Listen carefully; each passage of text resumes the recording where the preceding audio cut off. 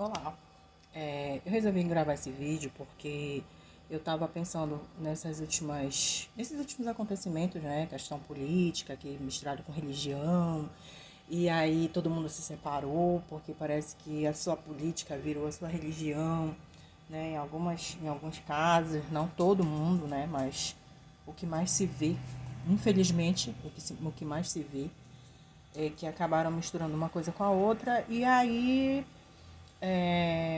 eu, como católica, né, fui atrás do que teria levado o cisma, né, na igreja, a chamada Revolução Protestante. Porque o que foi que aconteceu naquele tempo, né, durante aquele tempo que levou alguém, um cidadão, né, alguém disse, olha, eu não quero mais ser, eu vou criar a minha igreja. Aí eu cheguei, né, eu dei um Google, né, convido a todos quando tiver com curiosidade sobre alguma coisa, com dúvida sobre algum tipo de acontecimento, de fato histórico, ou não tão histórico assim, né? Mas que você vá lá e faça sua pesquisa, né? Antes de sair pegando recortes por aí, faz uma pesquisa, dá, sabe, não demora muito, 20, meia hora de pesquisa, você consegue muita coisa. Então, eu fui lá, dei um Google e cheguei neste textinho aqui. No século XVI, a Igreja Católica vivia uma das fases mais vergonhosas da história. Né? Líderes religiosos viviam no mais absoluto luxo e ostentação, enquanto a população mais pobre, era espremida e para sustentar esses impérios. Por isso, começaram a negociar as indulgências.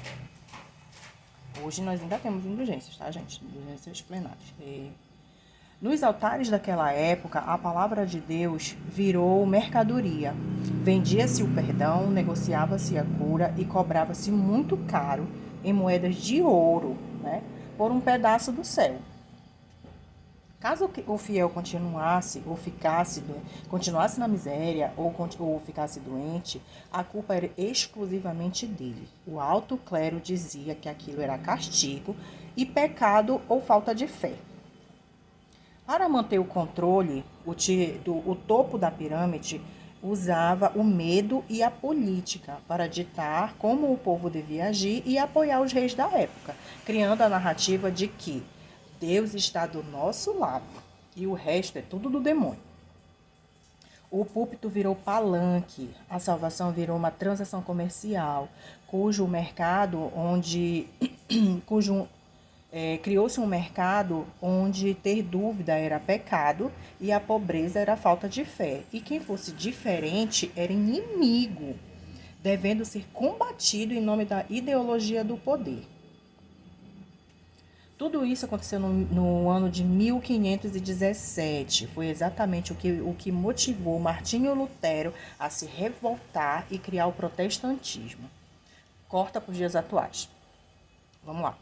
Essa é a realidade de grande parte das igrejas neopentecostais da atualidade, movidas pela chamada teoria da prosperidade. Vai dar um Google para ver o que é teoria da prosperidade, onde foi que nasceu. Entre rituais modernos que vendem objetos ungidos, discurso de ódio disfarçado de moralidade, a mensagem atual é idêntica. O poder e o ouro valem mais do que a compaixão ou o respeito ao próximo que seja. Nasce uma nova indulgência, onde o preço do céu ou do sucesso ou prosperidade na terra continua sendo pago em dinheiro e submissão política. Está percebendo a semelhança? Tudo aquilo que Martinho Lutero tanto hostilizou e combateu na Igreja Católica lá atrás, no século XVI, né, em 1517, e o que registrou, e ele inclusive registrou, tá? Ele registrou isso nas suas famosas 95 teses, o neopentecostalismo está vivendo hoje. Eu falo isso porque eu acredito piamente que o bem comum não deve ter preço, que a fé e o caráter não deveriam ser negociados, e muito menos impostos, e que devemos ser bons cristãos, para que nós possamos ser e ter bons políticos. Cheguei nesse textinho, dei uma gaguejada ali pelo meio, mas eu acho que no fundo deu para entender direitinho o que é que está acontecendo. Quer dizer, que uma coisa que era tão medonha lá atrás, né, que Martinho Lutero, como pensador da época, ele teve os problemas dele e tudo, depois dá um Google lá, procura saber o que foi que aconteceu com a mente de Martinho Lutero, para que ele chegasse, né, o que aconteceu depois, quem foi que apoiou, né, foram os alemães, inclusive, né, que foi o berço do protestantismo. Como nasceram as igrejas luteranas e por que mudou tanto de lá para cá. Porque tudo que ele fez, tudo que ele era contra quando foi criada a igreja luterana, hoje tem um leque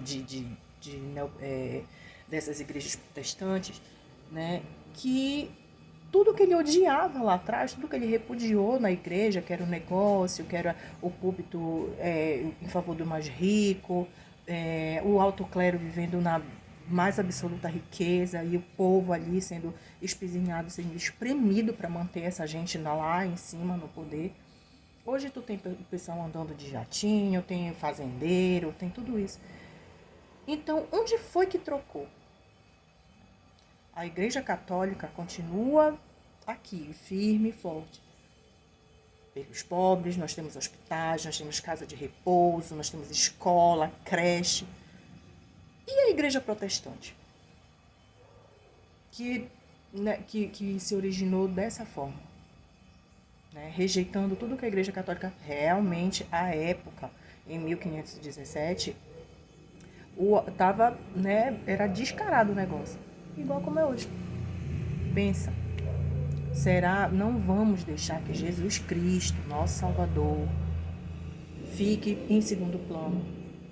Não deixa o dinheiro, a moeda, o ouro, ganhar lugar na tua vida, ganhar lugar na tua fé, comprar o teu caráter.